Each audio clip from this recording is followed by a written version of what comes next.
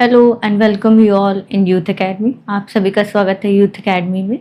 So basically it is a continuation of our IGNOU series of June T 2026. In this class we will be looking upon the MGPE 010, the course code, and the course title is Conflict Management, Transformation and Peace Building. So basically it is more or less related to the MPSC 006 वाला paper, Peace and conflict studies. But in this class we will look more in depth analysis करेंगे conflict management का, peace building का, peace making, peace keeping and peace building, as well as transformation of the peace building, right? तो conflict resolution जैसे कि हमने term पढ़ा था in MPSC 006, तो conflict resolution is kind of a ways in which conflict can be resolved, right? Conflict can be resolved and managed. So one of the ways is the transformation of the conflict through the mediation, negotiation, transformation, and the, or you can say diplomacy, dialogue, debates, and this kind of a things is related to the conflict management and transformation. If you look more in this class, so basically it is important question answer series based on PYQ analysis. And in this class it is not only about the important question and answer series. In this class we will be looking upon the well structured answers, how to write a well structured answer, or you can also say write a good answer, right? If we talk about the more details about it, so what are the targets and goals, what you learned in this class specifically. So if we look upon the things, as we know the rituals and norms of the class, so if we look upon the things what you learn in this class, learning part पे हम बात करें तो basically in this class you will be looking upon the PYQ based analysis, जिससे आपका जो PYQ है 2 सालों का, तो वो 2 to 2.5 ईयर्स का, वो पूरा इसमें कवर हो जाएगा. टॉप क्वेश्चंस उठाए गए हैं जो कि आपके जून टी 2026 में डायरेक्टली इनडायरेक्टली पूछे जाएंगे, राइट? इसमें आपको मैंने वेल स्ट्रक्चर्ड आंसर दिया है. आंसरिंग में क्या होता है, आपको अराउंड 400 वर्ड लिखने होते हैं, राइट? 10 मार्क्स ईच क्वेश्चन होता है, 5 क्वेश्चंस करने होते हैं. उस हिसाब के आपके 50 मार्क्स का पूरा पेपर होता है 2 आवर के लिए, राइट? तो इसमें मैंने आपको वेल स्ट्रक्चर आंसर दिया है. इसमें मैंने आपको बॉडी एंड कंक्लूजन का पहले से ही मटेरियल प्रोवाइड किया है, एज वेल एज इसमें आपको कोटेशंस मिलेंगे जो इंपॉर्टेंट थिंकर्स रहेंगे, कीवर्ड जो कि आपके आंसर्स में होने ही चाहिए to cater the demand of the questions. Keyword की बात करें, रीसेंट एग्जाम्पल्स कह सकते हैं, रेलेवेंट एग्जाम्पल्स कह सकते हैं, एग्जाम्पल्स. और हर एक क्वेश्चन में आपको कम से कम 4 से 5 स्कॉलर्स तो मिले ही जाएंगे, तो इससे आपका स्कॉलर्स की जो लिस्ट होती है वो भी प्रोवाइड होती चली जाएगी, आपको पता चलती चली जाएगी. और साथ ही साथ जो ये पेपर है, इसकी तो बुक मैंने पढ़ी ही है, तो जो ये बुक में जितना भी बुक में आपको मटेरियल था जो कि इग्नू के पॉइंट ऑफ व्यू से एज अ आंसर राइटिंग के पॉइंट ऑफ व्यू से इंपॉर्टेंट जाता है, वो सब आपको इसमें कवर होगा, राइट? तो लेट्स गेट स्टार्टेड. तो हमारे सेक्शन 1 में कुछ क्वेश्चन ऐसे हैं. पहला ही क्वेश्चन हमारा पूछ लिया है. ये क्वेश्चन बहुत ही ज्यादा लार्ज लेवल पे रिपीट होता है. पिछले 2 सालों से 2.5 ईयर्स से देख रहे हैं, ये क्वेश्चन बहुत रिपीट हो रहा है कि conflict management, conflict resolution, conflict transformation का क्या मतलब है. Explain conflict management, conflict resolution and conflict transformation. Differentiate between them with suitable examples. देखिए एग्जाम्पल्स की बात हो गई ना, तो इसी में हम आपको सुटेबल, रेलेवेंट, करंट एग्जाम्पल्स भी बताएंगे, ठीक है? और अब इसमें डिफरेंशिएट बिटवीन देम, तो इसमें सिमिलैरिटीज तो बतानी नहीं है आपको, पहले आपको डिफरेंशिएटेड बताना है. तो आपको ऐसे टेबुलर फॉर्म में बताना है. पहले आप लिखेंगे conflict, conflict management, conflict resolution and conflict transformation लिखेंगे. यहाँ पर आप पैरामीटर्स लिखेंगे, आप किस पैरामीटर्स पे इन सबको डिफरेंशिएट करो. तो आपको कुछ इस तरीके से टेबल बनेगा. पैरामीटर्स जैसे on the line of definition में मैं ऐसे डिफाइन कर रही हूँ, on the lines of the subject areas. तो ऐसे मैं डिफाइन करूँ on the lines of examples. मेरे को क्या क्या डेफिनेशन मिल रहा था, आपको ऐसे करके टेबुलर फॉर्म में बताना है, ठीक है? इफ यू मूव फॉरवर्ड, तो इसको इंट्रो कैसे देंगे, वही कॉन्फ्लिक्ट का मतलब, क्योंकि इस सब में कॉन्फ्लिक्ट वर्ड ही रिपीट हो रहा है, तो कॉन्फ्लिक्ट के वर्ड से ही हम डिफाइन कर सकते हैं. कॉन्फ्लिक्ट के वर्ड को डिफाइन करेंगे, व्हाट इज मीन, रेफरेंस बताएंगे, राइट? तो वही बता रहे, कॉन्फ्लिक्ट इनएविटेबल है ह्यूमन सोसाइटी में. जैसे कि बोला जाता है human is a social animal by the many Greek scholars, if we talk about Aristotle and the other Rousseau, ठीक है. तो बेसिकली जो उन्होंने सोशल कॉन्ट्रैक्ट थ्योरी जिसने भी बताई, सब बोले कि human as a social animal है. तो वही बोल रहे इनएविटेबल है, अनफॉरगेटेबल है कॉन्फ्लिक्ट. कॉन्फ्लिक्ट होगा ही ह्यूमन सोसाइटी में. Differentiation and interest, differentiation in opinions, differentiation in interest, मतलब हमारी जब सोचने की क्षमता एक दूसरे से नहीं मिल पाती, कुछ हमारे काम करने की क्षमता नहीं मिल पाती, हमारा इंटरेस्ट नहीं मिल पाता, तो उससे हमें क्या होता है, कॉन्फ्लिक्ट रेज्ड होता है.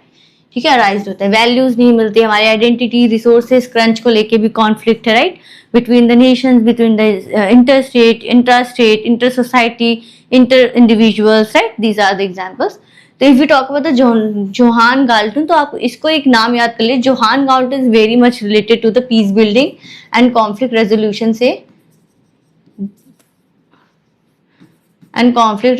से बहुत ही फेमस थिंकर है. If you talk about the India के कॉन्स्टिट्यूशन से कैसे अम्बेडकर जी लिंक्ड है, वैसे conflict and peace and conflict study से जोहान गाल्टन रिलेटेड है.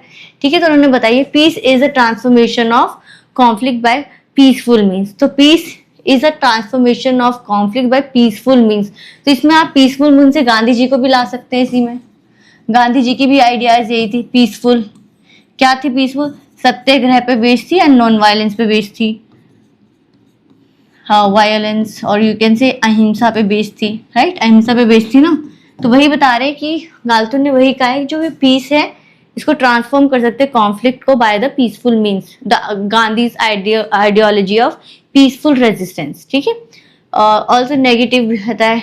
Conflict itself is not a inherently negative, rather it is management determined whether it leads to violence or constructive social change. So conflict is not necessarily related to the negative aspect of the violence, but it is also related to the how you manage the conflict, and this management of conflict lead to what the consequences. If consequences is negative one, then it lead to the violence. If the consequences is positive one, then it lead to the transformation, right.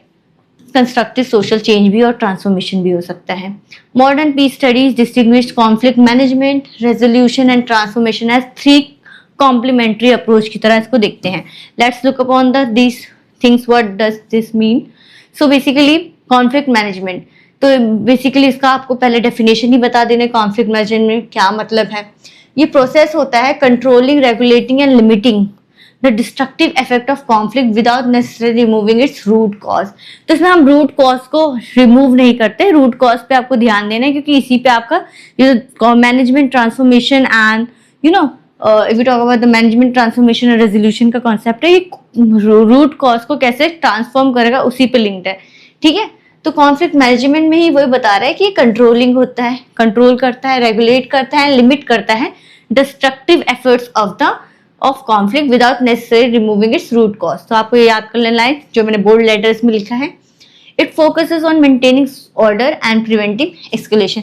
वही maintain करता है social law and order को, further escalation of the violences को भी ये stop करता है. तो थिंकर्स वही आ जाएंगे थॉमस शिलिंग. तो वैसे हमारे पहले आ जाएंगे जोहान गाल्टन. सेकंड थिंकर आ जाएंगे सिंगिंग. तो मैनेजमेंट से आप इसमें डाल सकते हैं. ठीक है, सो स्ट्रैटेजिक बार्गेनिंग की बात करते हैं. Louis Kriesberg viewed conflict management as minimising violence. Management का मतलब ना, राइट, मिनिमाइजिंग. मैनेजमेंट मतलब मिनिमाइज कर रहे हो आप, कैसे कैसे लिमिट कर रहे हो, रेगुलेट कर रहे हो और कंट्रोल कर रहे हो. ठीक है, तो इसमें आपके क्या क्या वर्ड्स आएंगे? Negotiation, mediation, arbitration, cease fire, crisis management. Cease fire क्या होता है? जब वॉर चल रही होती है तो ऐसे यूएन सीज फायर बहुत लगाती है, तो वही बोलते हैं. जैसे अभी हम ईरान एंड यूएसए के बीच में देखेंगे, जो ये टेंशन चल रही थी उसमें ही सीज फायर लगा था. सेम इंडिया एंड पाकिस्तान के 1961 में भी सीज फायर लगा था. तो बेसिकली जहां पर ये वॉर चल रही होती है और जहां पर सीज फायर लग जाता है, तो जैसे वॉर की कंडीशन है, जिस एरिया में आप प्रेजेंट है वहीं पे आप रुक जाएंगे. बिल्कुल total full stop of the violence, full stop of the war हो जाएगा. ठीक है, तो सीज फायर वही होता है. सो ये हो गया negotiation, meditation, arbitration, cease fire and crisis management. देखिए 1919 का कारगिल कॉन्फ्लिक्ट भी है, was managed through the diplomatic negotiation and international pressures, preventing wider escalation of the war. ठीक है, कॉन्फ्लिक्ट रेजोल्यूशन में क्या होता है?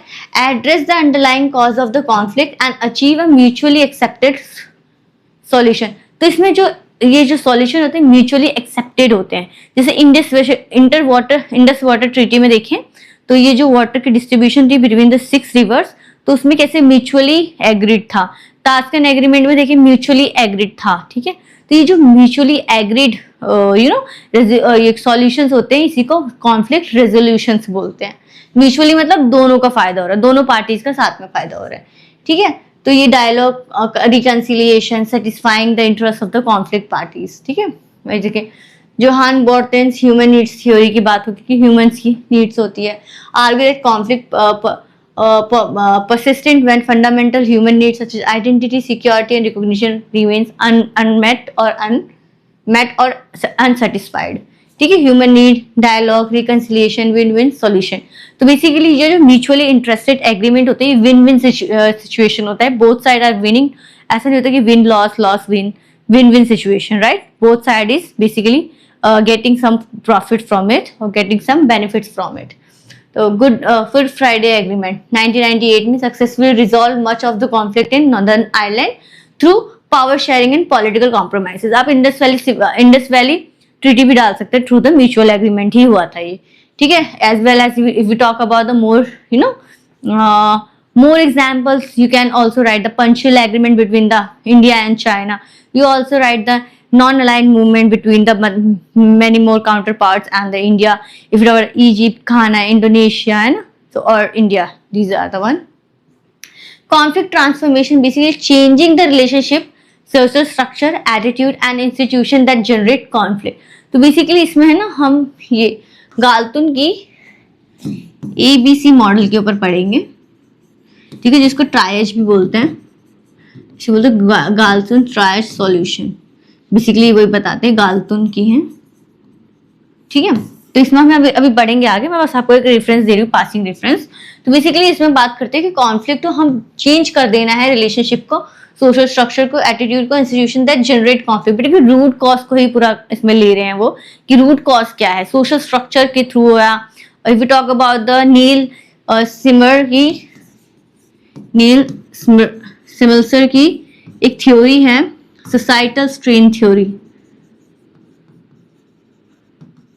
तो यही बताती है societal strain theory structural functional approach पे बेस्ड है कि सोसाइटी में कैसे टेंशंस क्रिएट करती है. तो उसी पे बेस्ड है, generate conflict and this conflict as opportunity of positive social transformation की बात करते हैं. ठीक है, John Paul Lederach define conflict transformation as building sustainable peace, transforming relationship and institution. Johan Galtung also emphasizes, again Galtung की बात हो गई, emphasizes the transformation structure once the positive peace की बात करें. Again Galtung is very much related to the Gandhi's idea of peaceful resistance, ahimsa, Satyagraha, Swaraj, Sarvodaya and qualified pacifism. ठीक है, positive structure change, reconciliation हो गया. ठीक है, south Africa truth and reconciliation commission example में डाल सकते हैं. देखिए ऐसे मैंने बोला था आपको ऐसे टेबुलर फॉर्म में बनाना है. अब हमने पहले डिफाइन कर दिया conflict management, resolution and transformation को. Now we have to differentiate between this and for that you have to make the table like this. First basis होगा on what basis you are differencing these three from each other, and also you can write the parameter alternatively. Okay, so conflict management, resolution and transformation. Objective पहला एक मेरा basis है, control करता है conflict को, resolve करता है conflict को by the mutual means and transform करता है कॉन्फ्लिक्ट एंड सोसाइटी को. फोकसेस क्या है, इमीडिएट स्टेबिलिटी के लिए होता है, जिसकी cease fire, मेडिएशन, reconciliation, arbitration. These are the things of immediate stability. Ceasefire is kind of a immediate stability. Root cause को identify करता है resolution because of the mutual agreement, win-win solution and relationship and structure. Structure को basically transform करता है through the जो Neil Semmelser की societal strain theory, where we look upon the how societal transformation can be made to basically eliminate the things which generate conflict. Approach is short term होता है, medium term होता है, and the transformation is basically a long term solution. If we talk about the transformation part, you can use the NAM, non aligned movement वाला example in this transformation, क्योंकि कब क्या हो रहा था, जब कोल्ड वॉर एरा चल रहा था between the US and USSR, socialism and capitalism के बीच में, तो जो ये कॉलोनाइज्ड कंट्री थी, कॉमनवेल्थ कंट्रीज, वो एमर्ज हुई थी and to to transform this जो कोल्ड वॉर एरा था, they basically came like a alternative solution of NAM, founding the NAM.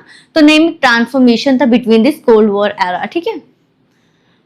की thinkers Thomas Kling, John Burton and Lederach and John Galton को use कर सकते. Outcomes क्या है, reduce हो जाता है वायलेंस, एग्रीमेंट एंड सेटलमेंट होता है, इसमें सस्टेनेबल पीस होता है थ्रू द ट्रांसफॉर्मेशन पार्ट.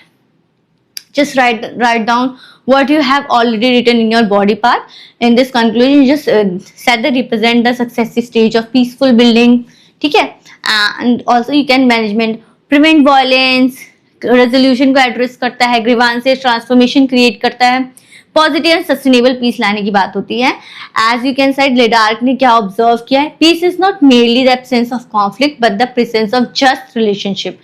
तो if you talk about what is peace basically means, so it's not only means the absence of war, basically it means the presence of harmony, peace, just society, just relationship between the society. These all constitute a peaceful society of peace. ठीक है. Value addition, as you know, IGNOU MA के answer के हिसाब से, MA और BA के answer के हिसाब से, whatever related to this, तो यू जस्ट राइट थिंकर्स मैंने ऐसे डाल दिए हैं. कार्लटन की theory positive peace and structural violence, Lederach की कॉन्फ्लिक्ट ट्रांसफॉर्मेशन, बोर्टन की ह्यूमन नीड्स थ्योरी, शिलेंज की कॉन्फ्लिक्ट मैनेजमेंट एंड क्रिस्टबर्ग की कंस्ट्रक्टिव कॉन्फ्लिक्ट. तो बेसिकली इसमें आपको 5 थिंकर्स तो ऐसे मिलेगा, और ये थिंकर्स आप रिपीटेटिवली क्वेश्चंस में यूज कर सकते हैं. You can also use the Indian thinkers like Gandhi, और you can say if we talk about the many more thinkers, there is I'm just forgetting the name which is related to the, you can also use G.S. Ghurye, which is related to tribal upliftment and the management of the mainstream society of the tribals. Also you can use the idealistic and realistic ideologies of the thinkers like Nehru ji हो गए. If we talk about the Ambedkar और दलित and untouchable को भी basically इस conflict को कैसे खत्म करना था, एम श्रीविनास जी हो गए, संस्कृताइजेशन, डोमिनेट कास्ट. ठीक है. Rajni Kothari, yes, well said name of Rajni Kothari, Yogendra Yadav, D Basu, right. तो और यू कैसे ऑस्ट्रियन जो है हमारे, if we talk about the Antonio Gideon, these are the basically very much related to the conflict and peace studies people. ठीक है. Conflict, peace, positive peace and negative peace हो गया, human needs. These basically keywords you have to write in this paper. Let's next question. Discuss Johann Galton's conflict triangle. ठीक है. मैं वही बात है, ABC मॉडल मुझे पता था नेक्स्ट क्वेश्चन आएगा, इसलिए मैंने वहां पर एक्सप्लेन नहीं किया. Let's explain in this. इसका सिग्निफिकेंस एंड एनालिसिस भी देना है. ठीक है. So let's get started with it. If we talk about the conflict triangle model 1969 में, ये बेसिकली फाउंडर, ये गाल्टन जी थे, फाउंडर थे पीस एंड कॉन्फ्लिक्ट स्टडीज के. ठीक है. ये बेसिकली MPSC 006 का पेपर का नाम ही है, कोर्स टाइटल है. ठीक है. The peace is transformation of conflict by peaceful means, Johan Galtung ने कहा था. ठीक है. ABC model remains one of the most influential transformation, conflict analysis and peace building. ठीक है. So basically let me first make the ABC model more evidable to you. ठीक है. देखिए ABC मॉडल में क्या होता है, एक ऐसे ट्राइंगल होता है A, B and C. A means attitude, B means behavior and C means contradiction. ठीक है. Attitude, behavior and contradiction. Attitude is kind, you can use as emotions. Emotion like happiness, angry, jealousy, hatred, these kind of the emotions. Like behavior is like an action of ignorance, some kind of violence, different kind of the violence जो related. Contradiction is counterpart. Counterpart means जो basically countering opposite side से क्या reactions आ रहे हैं. ठीक है, psychological dimension उसको emotion से भी in layman language you can use as a emotion part. तो A for attitude. Galtung, according to Galtung, every conflict consists of 3 interrelated components. ठीक है, कंपोनेंट से बनता है. पहला है एटीट्यूड. कॉन्फ्लिक्ट क्यों होता है बेसिकली, हमने बताया ना कि जब हमारी differentiated interest, values, ideologies, resources से रिलेटेड डिफरेंशिएटेड माइंडसेट होता है, तब हमें कॉन्फ्लिक्ट आता है basically. Unequal distribution resources, unequal distribution of land reforms जो थे, this lead to the conflict part. if you talk about the India's freedom struggle, ancient Indian history, medieval Indian history, why we see the conflict part there? Because of the ideological differences, right? So these create a conflict. So ideological differences is basically lead to the attitude part, how your attitude behave. Like attitude refers to feelings, perceptions, emotions, prejudices, stereotype. Like stereotyping, we basically stereotype women's can't fight. Women need to be in a domestic sphere. This is a stereotypes. Prejudices as a boy shouldn't be cry, boy should be strengthful. So these are the stereotyping and prejudices things. Fear, hatred and mistrust. ठीक है, these are basically conflicting parties hold करते towards each other. ठीक है, ये keywords आ गए. Examples जैसे religious mistrust होता है between the Hindus and Muslims. Dominant caste की जो हम बात करते हैं, संस्कृताइजेशन, डोमिनेंट कास्ट है ना, social stratification, caste based hierarchy.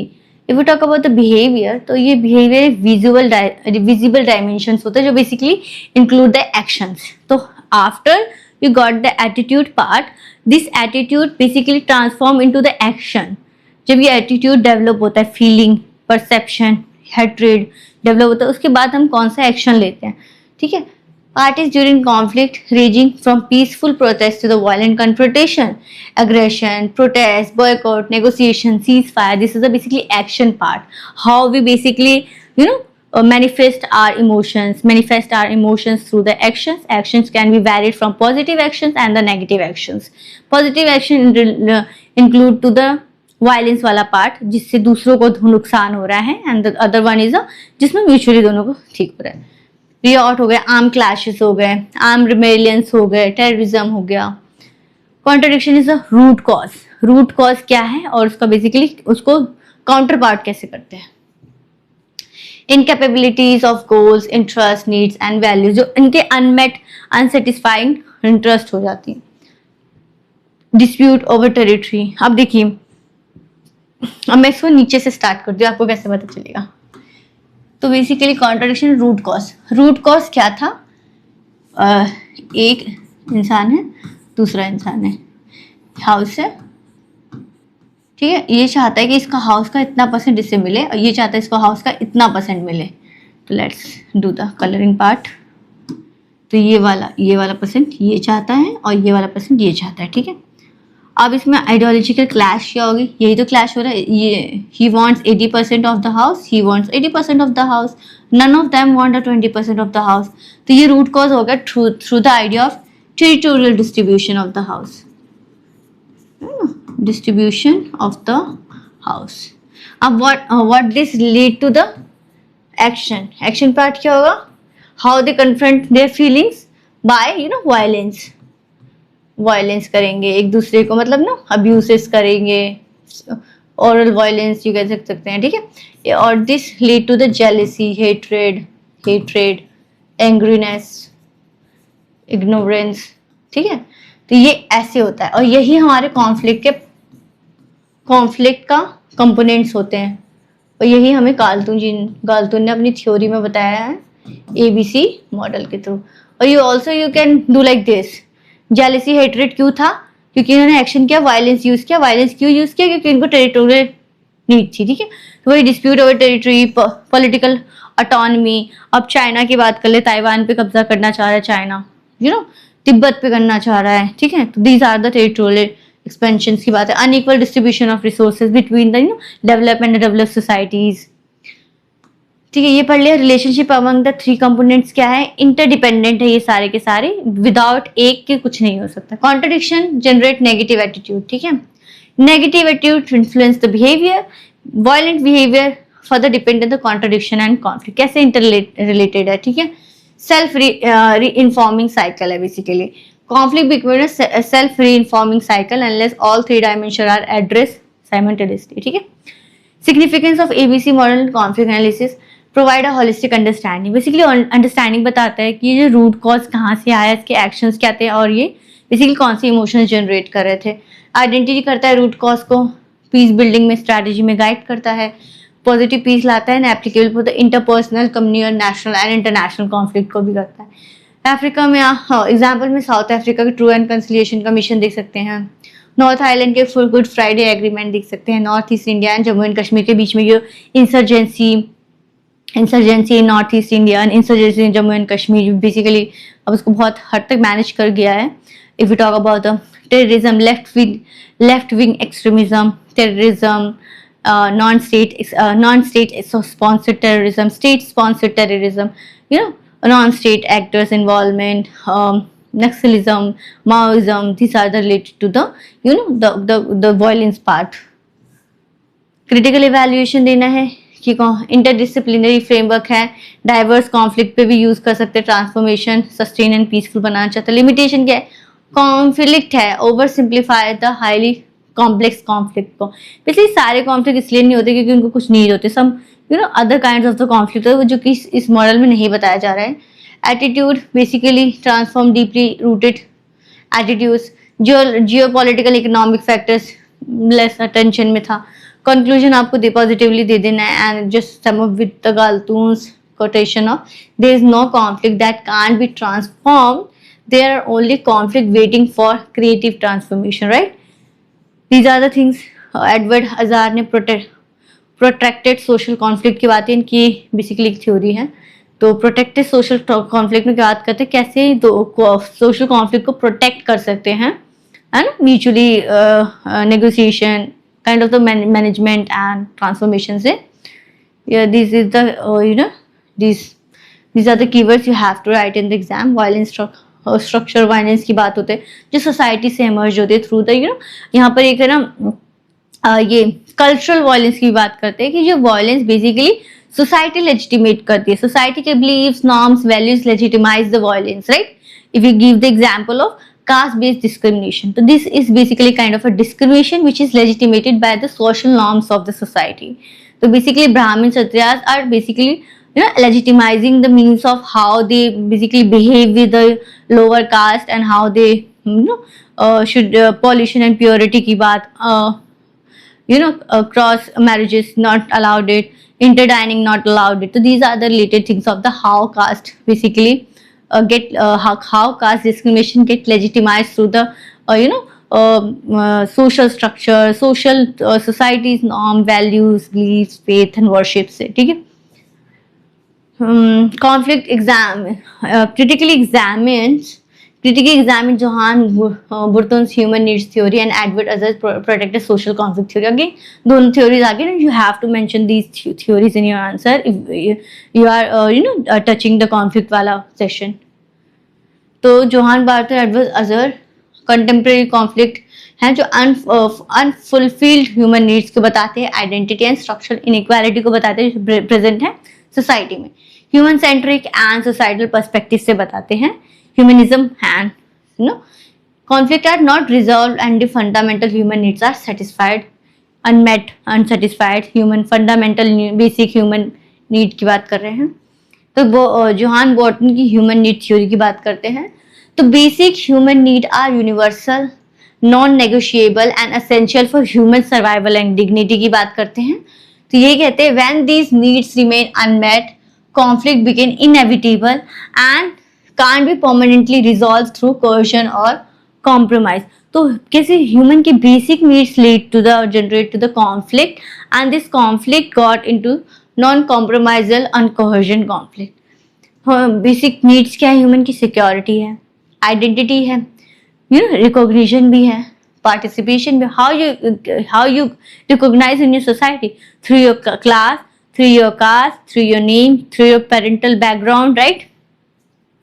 Freedom, development की बात, हाउ यू गॉट स्किल्ड, आपके पास कौन से स्किल्ड है, basically how you introduce your self through your education degree, through your name, through your background, parental background, right? These one. If talk about the but lasting peace require addressing these fundamental needs, right? Keywords है ये, इसमें north island conflict डाल सकते हैं. You can, you know, again and again use the same examples because a question is different and each questions have different marks, right?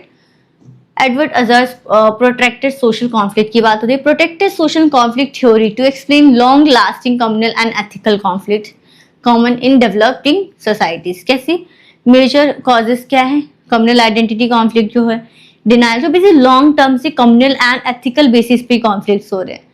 Week governance and state discrimination. अब इस वहाँ पर statehood autonomy की demand का example डाल सकते हैं in this weak governance. Statehood autonomy demand तो उससे जिससे स्टेट रिऑर्गेनाइजेशन एक्ट 1956 बना, उसके बाद आंध्र प्रदेश का गठन हुआ. आंध्र प्रदेश का जो स्टेटहुड डिमांड था 1953 में ही रेज हुआ था. फिर आंध्र प्रदेश फजल अली कमीशन पे फर्स्ट लिंग्विस्टिक स्टेट बना इन इंडिया.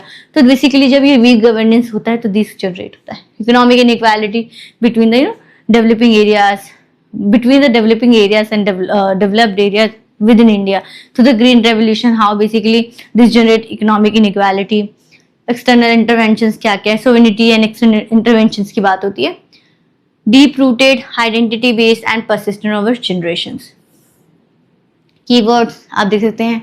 कम्युनल वायलेंस होता है, स्टेट फेलियर का होता है, structural inequality present in the Indian society, and Israel Palestine conflict, Russian Ukraine conflict, Iran USA conflict, India's tension with China and it's neighbouring boundaries.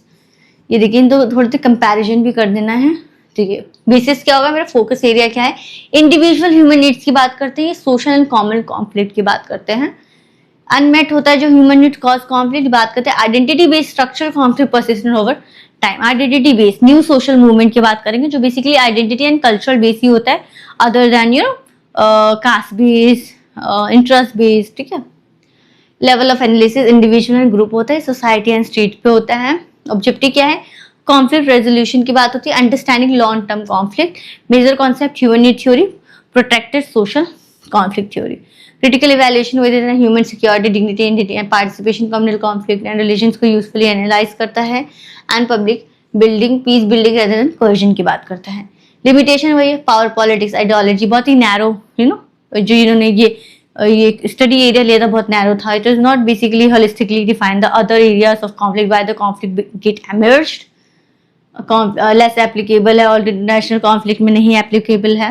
And conflict driven by the geopolitical competition, resource wars में भी exist है. तो conclusion हो जाएंगे. Value addition में ये आप देखने गालतुन सी positive peace and structural violence, Lederach की कॉन्फ्लिक्ट ट्रांसफॉर्मेशन, अजहर की protected social conflict and Burton की ह्यूमन नीड्स थ्योरी. तो जैसे ये कॉन्फ्लिक्ट एंड उसके थिंकर्स एसोसिएटेड याद कर लीजिए, सारी आंसर में यूज होगा. These are the keywords and this is exam tip, just go from it. तो next question is discuss the Gandhian method of conflict resolution and conflict transformation, evaluate their relevance in the contemporary world. So their relevance in the contemporary world, or you can say relevance in the present time. ठीक है, तो if we talk about the Gandhi's methodology, Gandhi's method to how basically conflict get resolved, और इसमें इसके present time में क्या relevance है. ठीक है, विद एग्जाम्पल से ही देना, of course you have to give with suitable example. तो बेसिकली गांधी इसके क्या क्या आइडियोलॉजीज थी.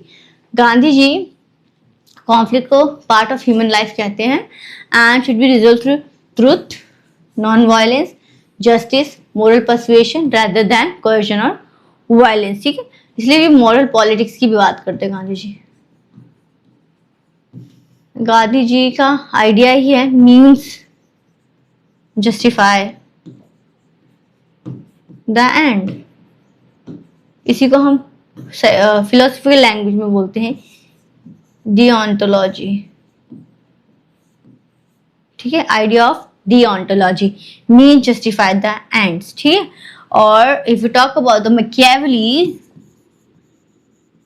और मॉर्टन गाउ की बात कर सकते हैं.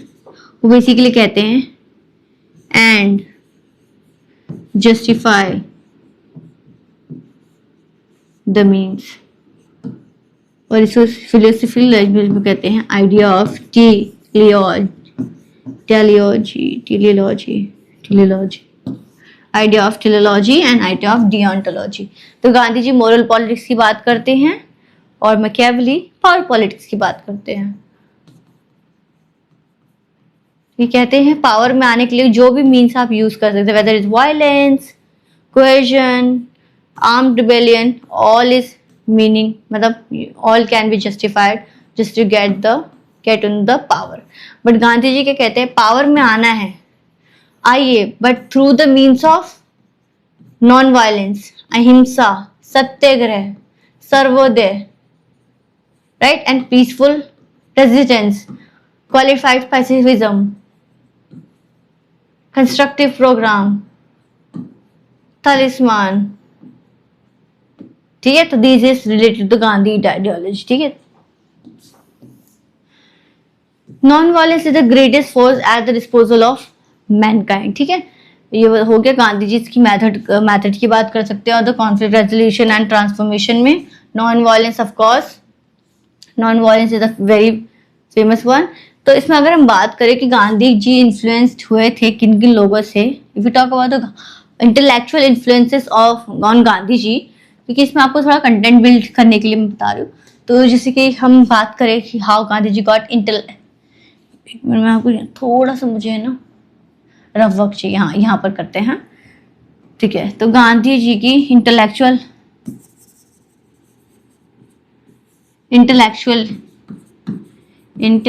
इन्फ्लुएंसेस की बात करूं मैं, तो Gandhi ji got influenced through two ways, Indian traditional spiritual influences क्या रहे थे गांधी जी पे, एंड दूसरे में also talk about the western intellectual influences on Gandhi ji to make his political philosophy and methodology. What were the things? अहिंसा, सत्याग्रह, और क्या क्या है, सर्वोदय, स्वराज, ग्रामराज, ग्रामोदय, अंत्योदय, है ना, और यू कैन अपरिग्रह, और you can say also talk about the anekantavada, Vasudeva कुटुंबकम,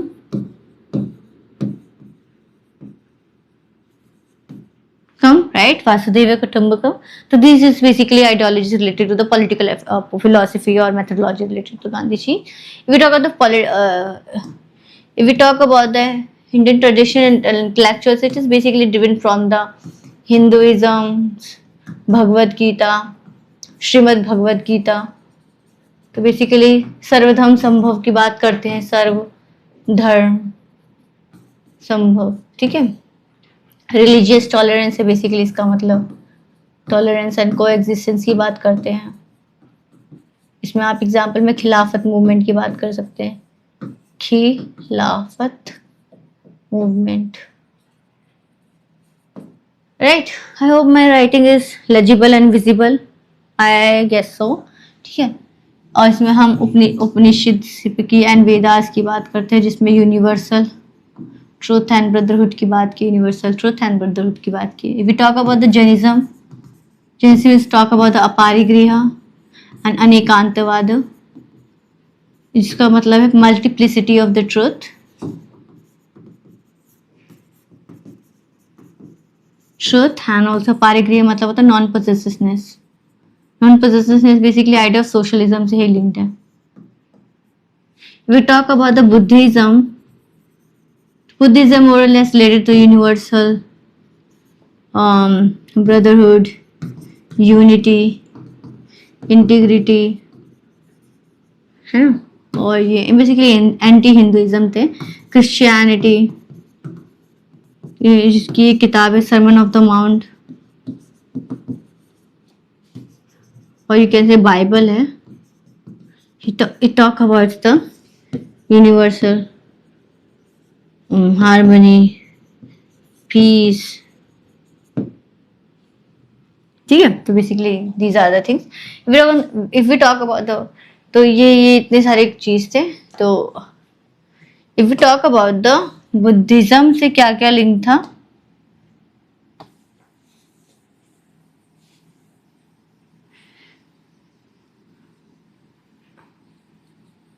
तो वेस्टर्न इंटेलेक्चुअल थॉट्स की बात करते हैं। वेस्टर्न इंटेलेक्चुअल थॉट्स में है ना, जैसे इनके पहले हैं लियो टॉल्स्टॉय, दूसरे हैं रश्किन, और तीसरे हैं हेनरी डेविड थोरियो। ठीक है, तो लियो टॉल्स्टॉय का एक बुक है the kingdom of God with in you, with in. तो उसमें बेसिकली वो बात ही करते हैं अहिंसा की, है ना, पीसफुल रेजिस्टेंस की। रश्किन की एक किताब है up to this last,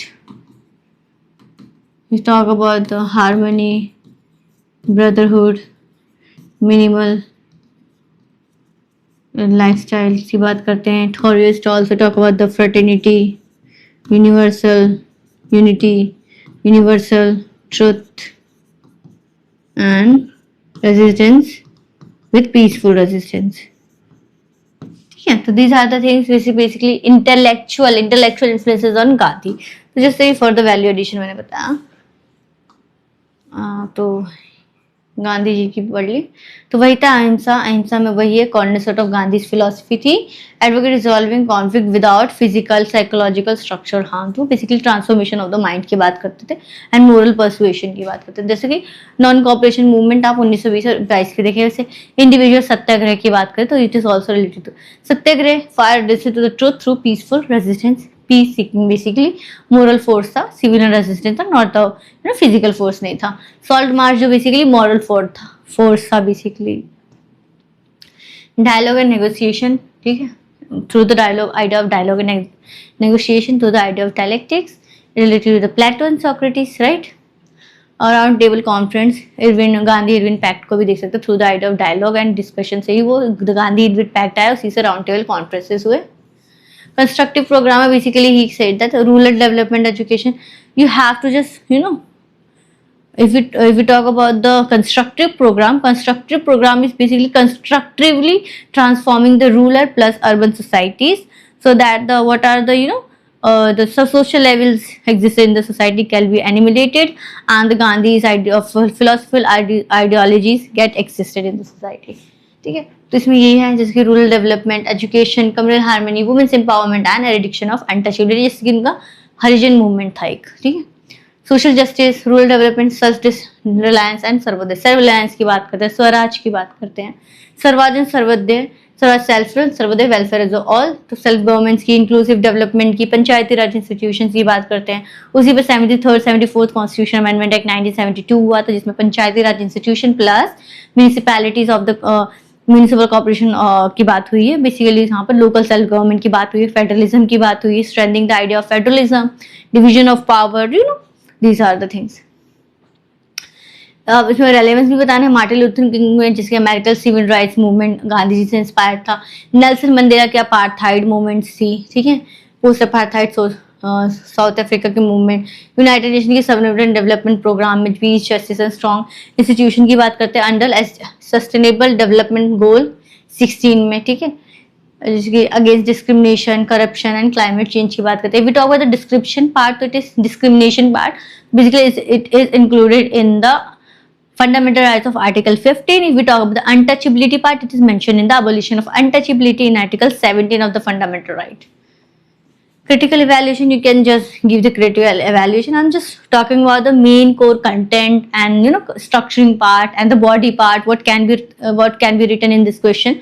But if we talk about the limitation and this, it is more or less more thinkable, reasonable है कि आप ऐसा सोच सकते हैं कि ये हो सकता है. जैसे कि स्लो रिजल्ट था, ये मोरल कमिटमेंट बहुत ही हार्ड एंड कॉम्प्लेक्स होती है फॉर द पब्लिक पार्टिसिपेशन.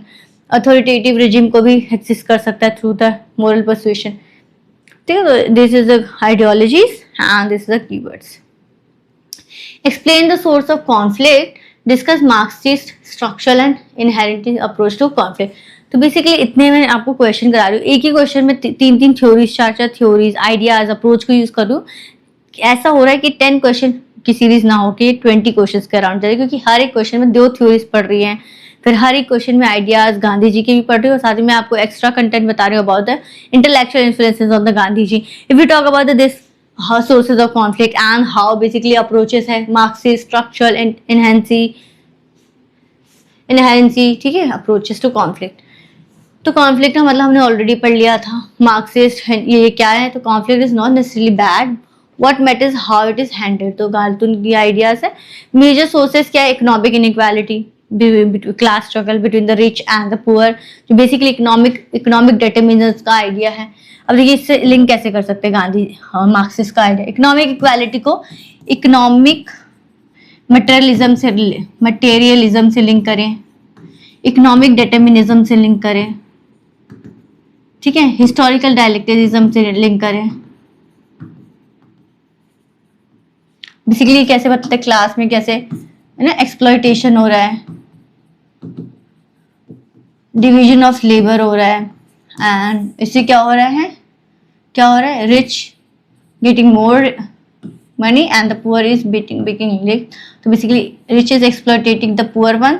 उसी को उन्होंने बुर्जुआस, मार्क्सिस्ट आइडियोलॉजी की बात करी, बुर्जुआस एंड प्रोलेटेरिएट कहते हैं, उसी को कहते हैं. इसको स्टेबिलिटी लाने के लिए क्लास स्ट्रगल होगा, क्लास वॉर होगा, and this lead to the revolution and revolution lead to the socialism. ठीक है, तो ये मार्क्सिस्ट के आइडियाज है. ठीक है,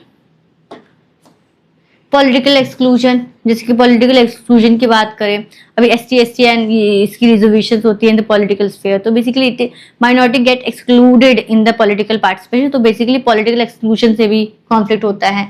lack of participation, denial of the political right, जैसे कि वुमेन्स को denial of the political right था, but after India got independence there is a universally acceptable target of universal adult suffrage, universal adult franchise की बात की थी to the man and the women, right, above 18. Identity crisis हो जाती है, ethnicity, religious, right, linguistic, cultural, competition for resources, land water, जैसे कि Indus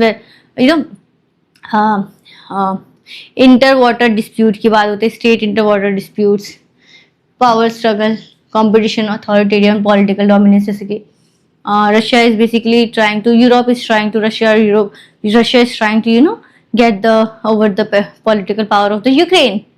Visit territorial integrations की बात थी, territorial autonomy की बात थी. If we talk about the Israel and Palestine, what is more or less is related to the territorial expansion. Social structural injustice की बात करें कि society में structural injustice कैसे ingrained है on the basis of discrimination, exploitation and institutional inequalities. उसी पे keywords हम पढ़ेंगे human need theory of Hughes,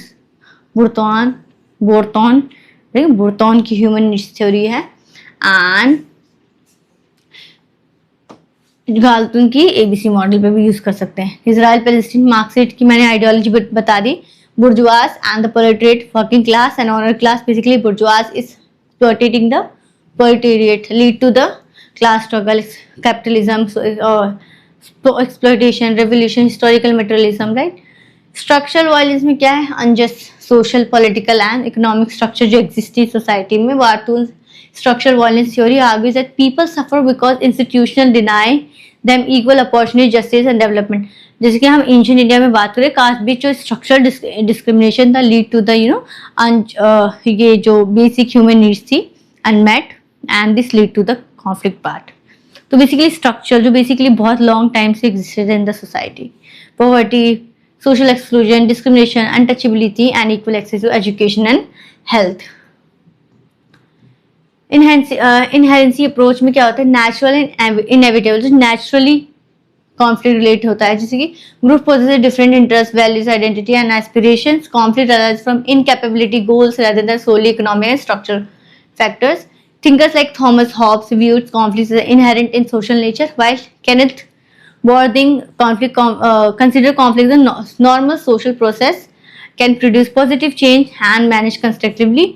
border dispute जो नेचुरली है, बॉर्डर डिस्प्यूट, बॉर्डर तो हमने नहीं बनाया ना, बेसिकली लैंड मास था, उसी को हमने बस डिमार्क कर दिया. Critical evaluation, basically economic base बहुत ही ज़्यादा सोचते हैं मार्क्सिस्ट. स्ट्रक्चर में इंजस्टिस इंस्टीट्यूशंस की बात करते हैं. इनहेरेंसी में conflict as a natural feature को देखते हैं and human interaction and promote peaceful management and rather than elimination की बात नहीं करते हैं, बस मैनेजमेंट की बात करते हैं. लिमिटेशन देना है. These are the conclusion. This is basically related to the theory and thinkers part, class keywords and Marxist approach exploitation होता है. उसका exploitation conflict arises from economic inequality and class, economic monetary base है. Structural approach में violence, injustice, institutionalized जो हो गए थे. इनहेरेंसी approach में natural differences जो कि exist करते हैं society में. तो basically examine the various method and technique of conflict resolution including negotiation, meditation, arbitration and peace building. तो ये आपको ऐसे क्वेश्चन में नहीं दे देगा, मैंने इस बार दे दिया तो आपको इसी बेसिस पे चलना है. ऐसे भी बोल सकते हैं examine the various method of technique of conflict resolution and give the suitable examples with it. ऐसे क्वेश्चन आ सकते हैं, ठीक है. तो this already basically this question already give you that this is the matter. Question नहीं बता दिया कि ये मेथड है कॉन्फ्लिक्ट रेजोल्यूशन के. क्या है? Negotiation, meditation, arbitration, peace building, peace keeping, peace making, conflict transformation, conflict resolution, conflict reconciliation, right? These are the things. Diplomacy. According to the Bourdieu, lasting peace is possible only when fundamental human needs are satisfied. वही human need theory की बात कर रहे हैं. Identity करते हैं तो method of क्या है? नेगोशिएशन, वॉलंटरी प्रोसेस है. नेगोशिएशन हम ऐसे तो नहीं चले जाएंगे ना, दूसरी पार्टी को भी हाँ बोलना है कि हाँ I am ready to get negotiate. तो नेगोशिएशन में ऐसे विन विन सिचुएशन नहीं होता. इसमें नेगोशिएशन में ये बात होती है कि नेगोशिएशन में one get more, one get less, but not that much कि वहां पर ऐसा लगे कि हम हार रहे हैं, ठीक है.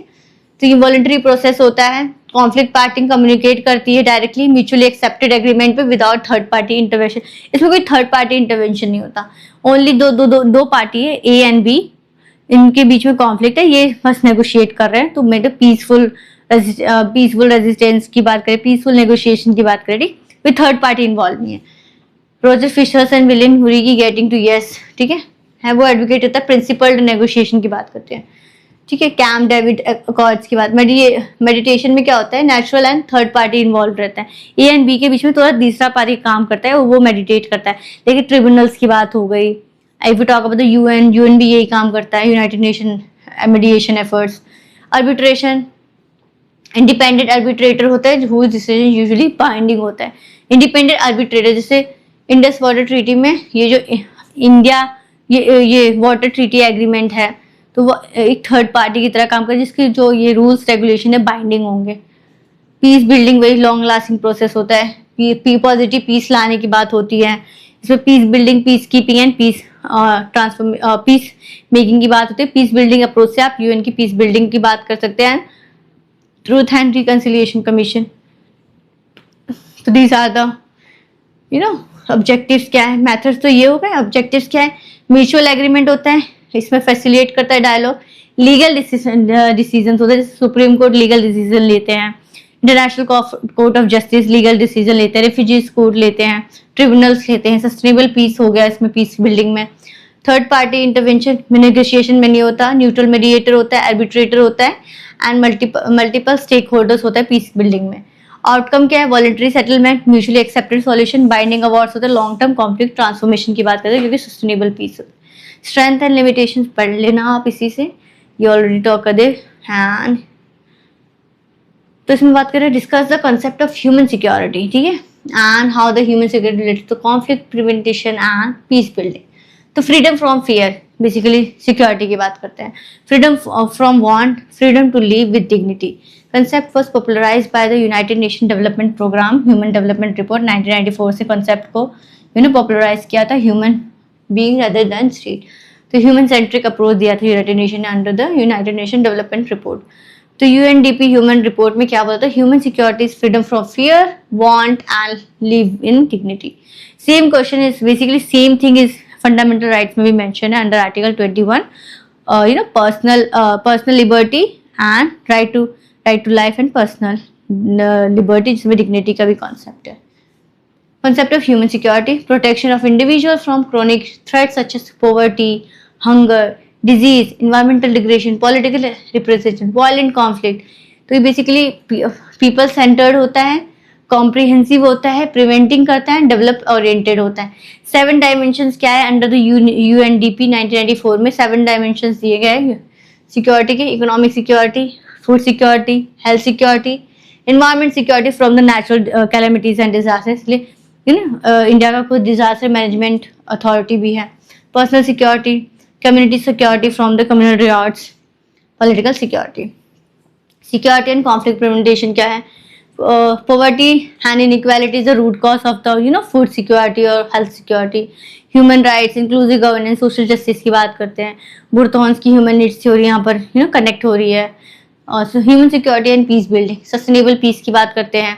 ह्यूमन राइट को प्रोटेक्ट करना है, good governance, rule of law, constitutionalism, poverty reduction programme, social welfarism, Sarvodaya Gandhi ji की या डिसीजन मेकिंग अप्रोच जैसे डाल सकते हैं। पॉजिटिव पीस की बात कर रहे हैं एंड स्ट्रेंथ पीपल सेंटर्ड है, डेवलपमेंट एंड ह्यूमनिटी राइट है। ESG से 16 piece justice and strong institution से रिलेटेड। तो यहाँ आप सस्टेनेबल डेवलपमेंट गोल 16 को याद कर लेना।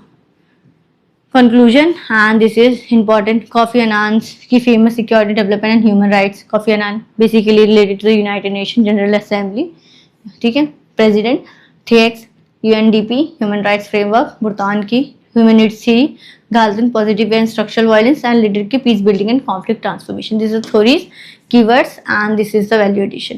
If we talk about the next question, talk about the analyze the nature and cause of conflict Jammu and Kashmir, Punjab, Nagaland compared to two of these conflict. तो basically insurgencies prevalent थी Jammu and Kashmir, तो constitutional major के through Jammu and Kashmir की insurgencies को कुछ हद तक eliminate किया गया, ट्रांसफॉर्म किया गया, बेसिकली मैनेज भी किया गया एंड रेजोल्यूशन भी लाए गए। We talk about the Manipur crisis from Assam accords की बात की, मणिपुर क्राइसिस, असम क्राइसिस। नागालैंड में स्टेटहुड की डिमांड हुई, स्टेटहुड प्रोवाइड किया। एथनिक कॉन्फ्लिक्ट में मणिपुर में मैती एंड कुकी की बात करें, इसमें अदर तरह के रेजोल्यूशंस लाए गए। If you talk about the under developed areas of Chhattisgarh, Jharkhand, Odisha, Naxalbari areas, if we talk about the left with extremism, it basically very much prevalent in these areas. तो ethnic, religious and political identity based conflict होती हैं। Nagaland basically JNK, Punjab, Nagaland में तो basically ये ethnic autonomy security, basically JNK में तो autonomy based थी, identity based थी, पंजाब में सिक्योरिटी बेस्ड थी, नागालैंड में governance and historical identity based थी, तो ग्रीवांसेस थी। इसलिए हजार के protected social net conflict theory यहाँ पर हो जाती है।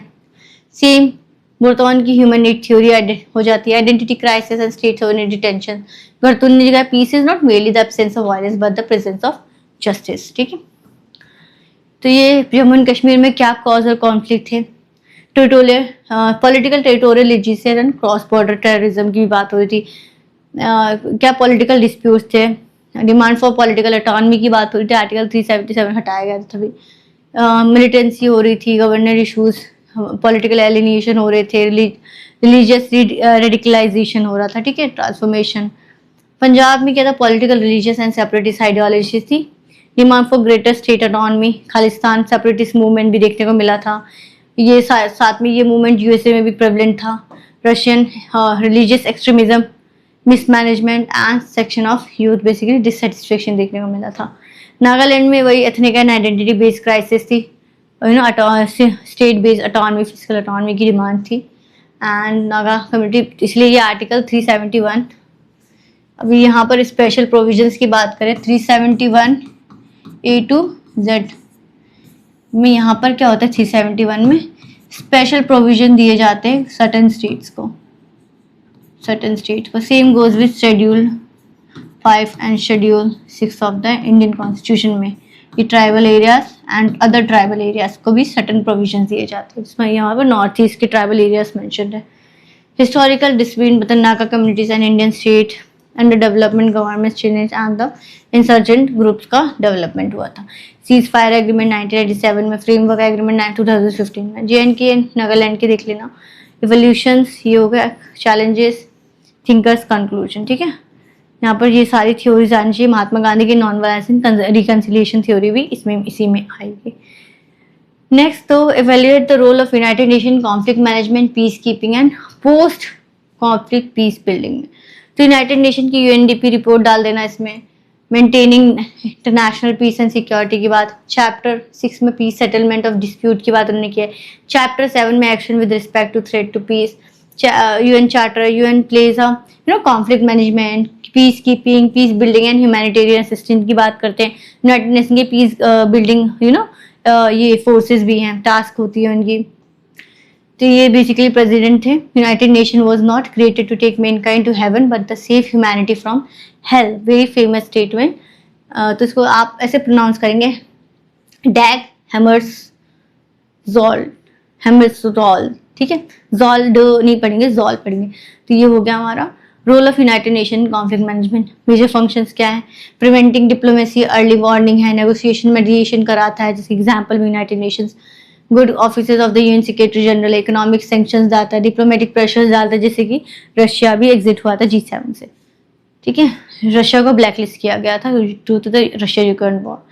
Fact finding and confidence building measures करते हैं, जिसकी बुर्तोस गाली। ठीक है, in an agenda for peace, preventing diplomacy. ठीक है, मेडिएशन, साइरस एंड यमन में नेगोशिएशन कराया था। Military, police and civilian person. So role जो पीस कीपिंग का होता है, ऑब्जेक्टिव क्या होता है? मॉनिटर करना है सीज फायर को, प्रोटेक्ट करना है सिविलियंस को, इलेक्शंस में support, humanitarian assistance, डीमोबिलाइजेशन, डिसआर्मामेंट and re integration की बात होती है।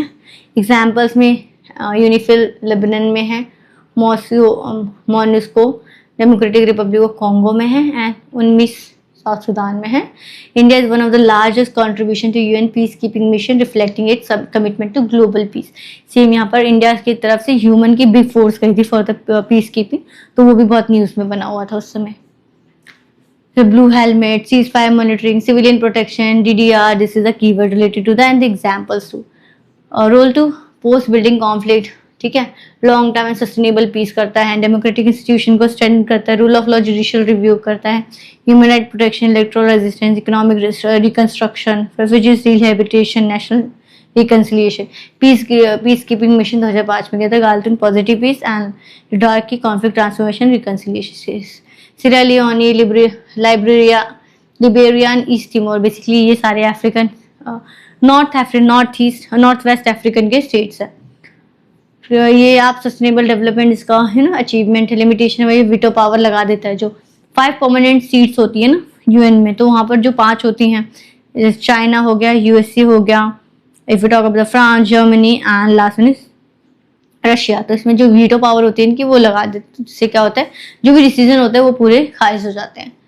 रवांडा में, सीरिया में वीकनेस देखने को मिली। Conclusion, this is Kofi Annan की, कॉफी अन्नान की फेमस स्टेटमेंट है, UN के प्रेसिडेंट भी थे।